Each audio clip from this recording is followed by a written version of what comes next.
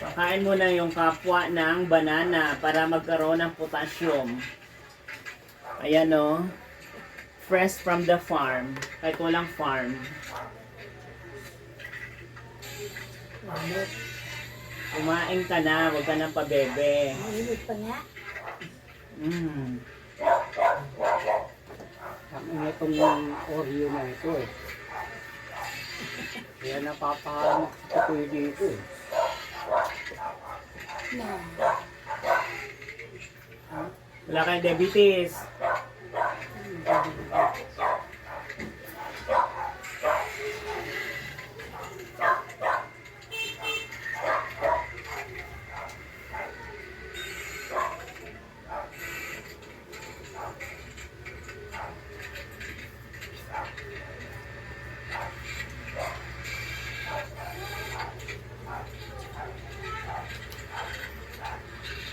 Pag bata pa, panay iyot. Pag matanda na, wala na. Kupas na.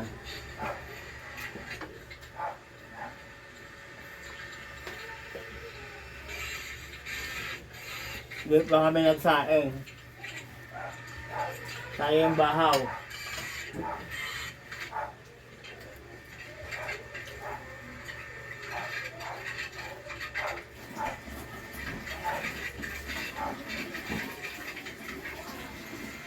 In all the bananas I test,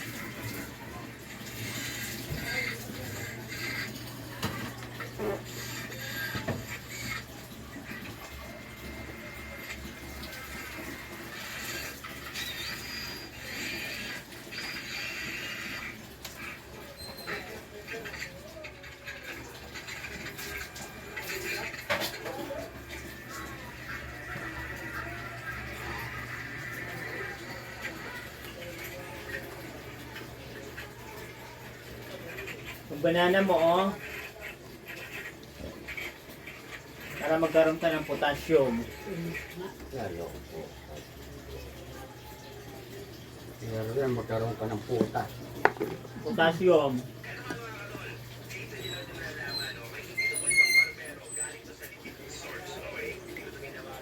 Schooling daw.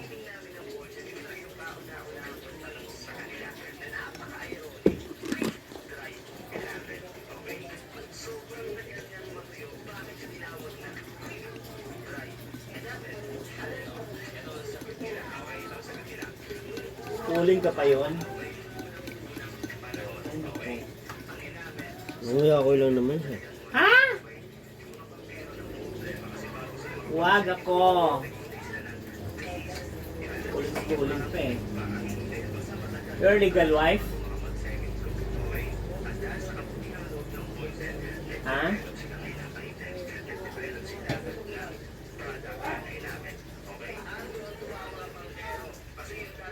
Katayan! Yan mo siya!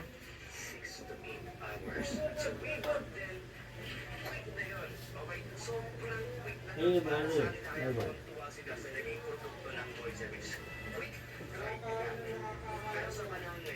Matawan sapat, ngunit kulang. Kano yung katoong sapat?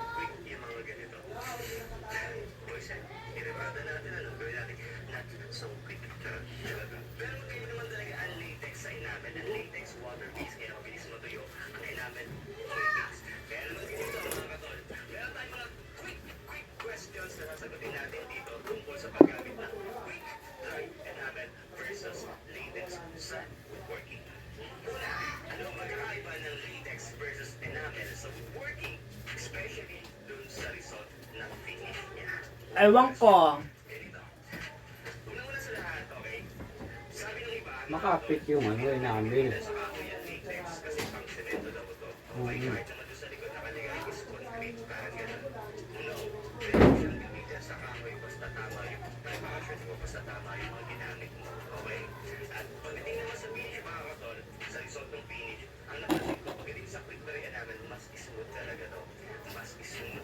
Ano ba tayo?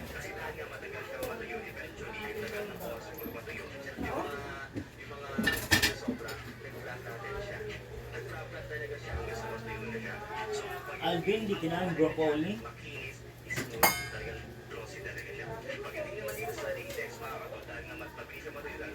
Sarap-sarap pa yung broccoli.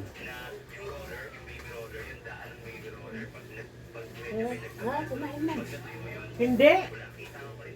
Hindi nga. Hindi na kinain. Masarap na. Bakuli nga kumain ko. Ayan o, ayan o, ayan o. Mayroon pang water. Meron pa. Meron pa.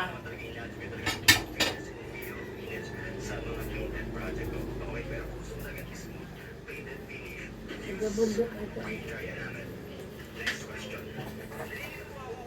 Kumuha Ay, ng hindi gulay. nagabundok kasi sa paso ko yan. Dito ko yung binangat sa bahay. Ayaw lang talaga kumain.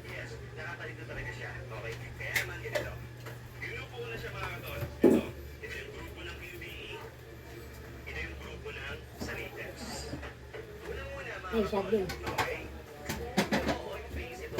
Ay, Ayaw niya ng banana. ilabay tubig. Nawata.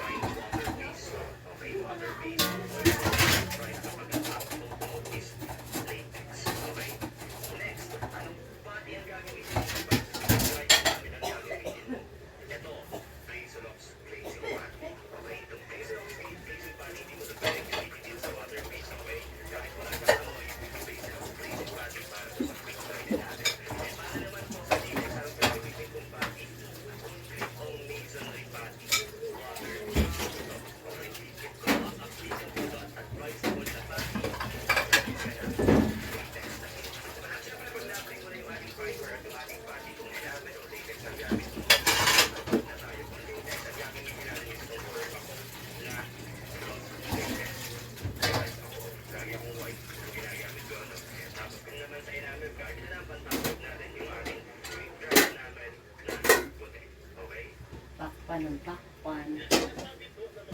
Hindi pasukan ng bakterya. Uy, hinga ka naman.